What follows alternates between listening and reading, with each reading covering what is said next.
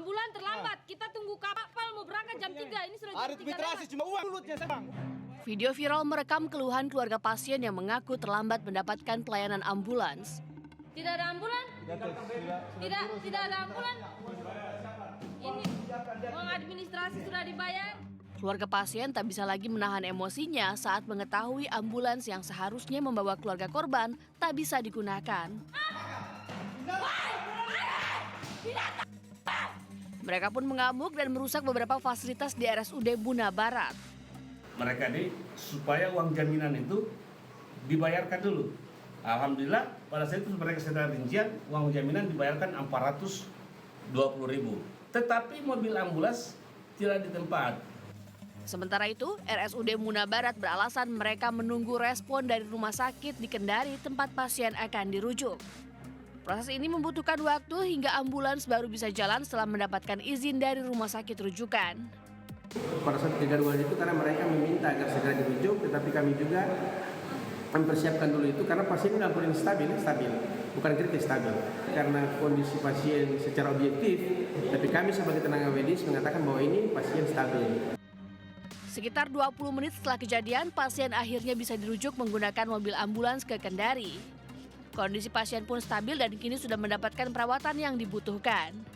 Dari Kabupaten Buna Barat, Sulawesi Tenggara, Andi Eba, iNews melaporkan.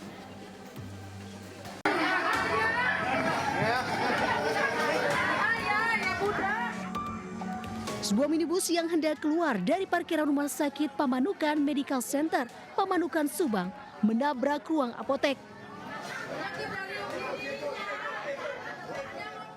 Imbas kejadian tersebut, seorang remaja 17 tahun meninggal dunia dan 2 orang lainnya terluka. Salah satunya balita.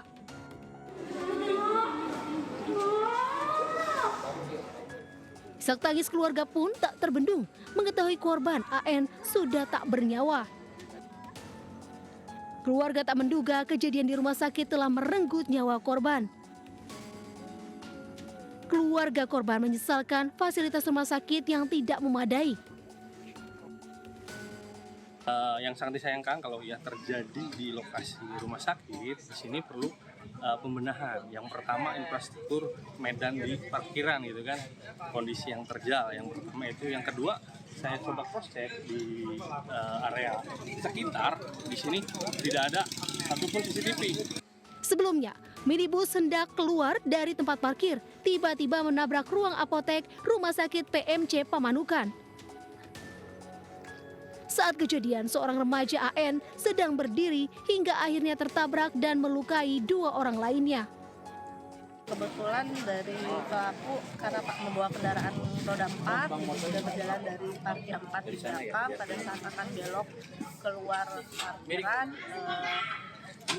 Mungkin sepertinya bukan menginjak rem tapi malah menginjak gas akhirnya ke ruangan. Polisi telah mengamankan pengemudi dan mengevakuasi minibus ke Mapolsek Pamanukan. Kasus kecelakaan ini ditangani oleh unit Laka Satlantas Polres Subang.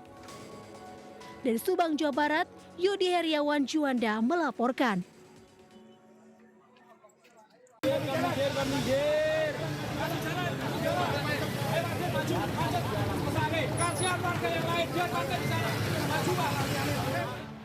Sejumlah supir truk memberhentikan sebuah truk yang melintas saat unjuk rasa penolakan kebijakan overdimension overload berlangsung di ruas jalan Diponegoro, Ungaran, Kabupaten Semarang atau ruas jalur Semarang-Solo.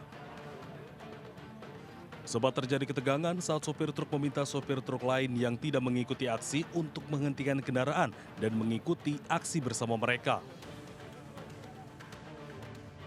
Aksi demonstrasi dan blokade jalan digelar oleh ratusan sopir truk angkutan barang sebagai bentuk kekecewaan para sopir angkutan barang terkait kebijakan overdimension overloading atau ODOL, di mana sanksinya bisa berupa pidana.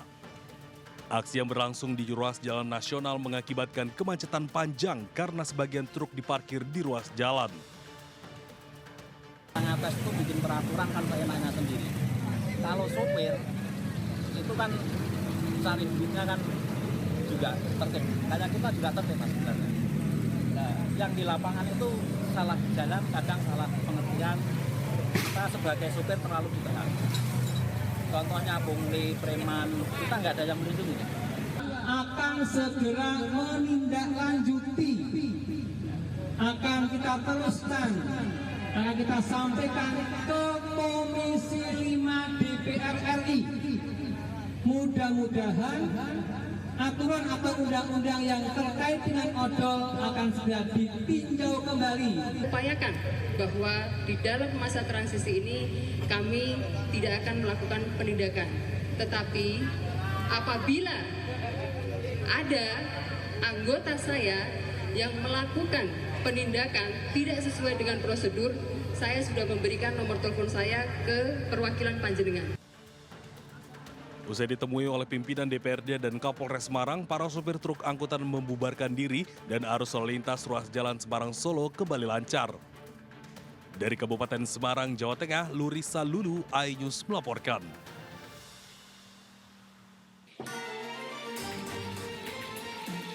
Penangkapan 3 pelaku komplotan begal oleh petugas Mapolsek Penjaringan Jakarta Utara di kediaman masing-masing pelaku di kawasan Jakarta Utara tanpa perlawanan. Ironisnya, para pelaku berstatus pelajar. Ketiga tersangka AS 15 tahun, SI 16 tahun, dan SS 17 tahun digiring ke Mapolsek guna penyelidikan lebih lanjut. Sementara 3 tersangka lainnya masih buron.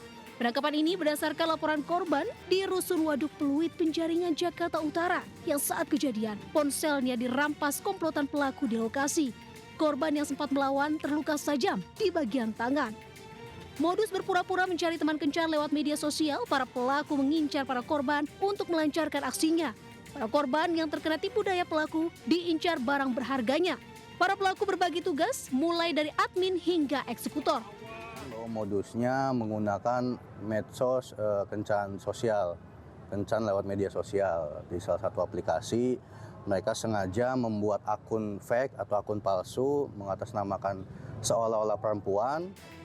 Kasus ini masih dalam penyelidikan polisi yang tengah memburu 3 pelaku lainnya yang masih buron.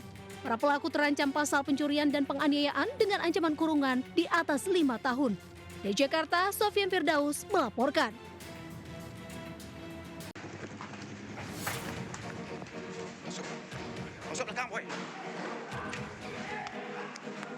Pengedar narkoba yang sudah lama jadi incaran polisi di sebuah rumah kosong di daerah Jorong Ombilin, Ramban, Tanah Datar digrebek.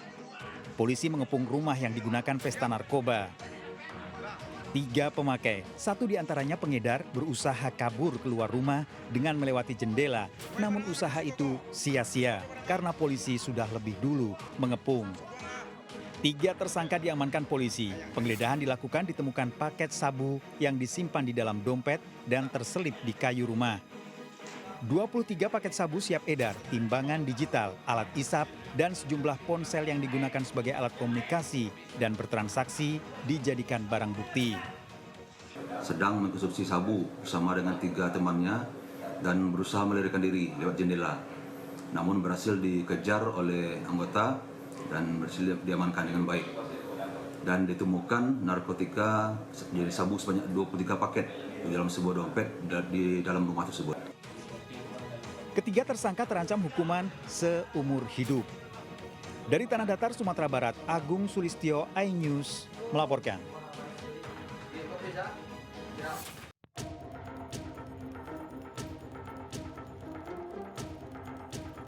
Kamera pengawas merekam pelaku penipuan dengan modus pembayaran kris yang diduga dilakukan oleh seorang oknum anggota Polri saat membeli helm di sebuah toko aksesori kendaraan di kawasan Cileunyi, Kabupaten Bandung, Jawa Barat. Setelah memilih barang, pelaku langsung melakukan pemindaian kris dan menunjukkan bukti pembayaran kepada karyawan. Bukti itu lalu difoto sebagai tanda transaksi telah dilakukan. Setelah pelaku pergi, pemilik toko merasa curiga dan melakukan pengecekan saldo masuk. Alhasil, tidak ditemukan adanya transaksi masuk. Usai ditelusuri, ternyata bukti transfer yang ditunjukkan adalah hasil dari aplikasi catatan keuangan, bukan aplikasi pembayaran resmi. Usaha konfirmasi juga sudah dilakukan oleh pihak toko, meski nomor telepon pelaku pernah aktif dan sempat dihubungi. Namun, tak ada itikat baik untuk menyelesaikan permasalahan ini. Setelah pelaku pergi, saya kan cek datanya, ternyata itu rekeningnya dapat tahu dan akhirnya pergi. Setelah dicari tahu, ternyata pelaku itu mentransfer melalui aplikasi sebuah catatan keuangan, bukan sebuah aplikasi untuk transaksi pembayaran. Nominal kerugian yang dialami toko sebesar Rp380.000. Korban juga telah melapor pada pihak kepolisian agar pelaku dapat ditangkap.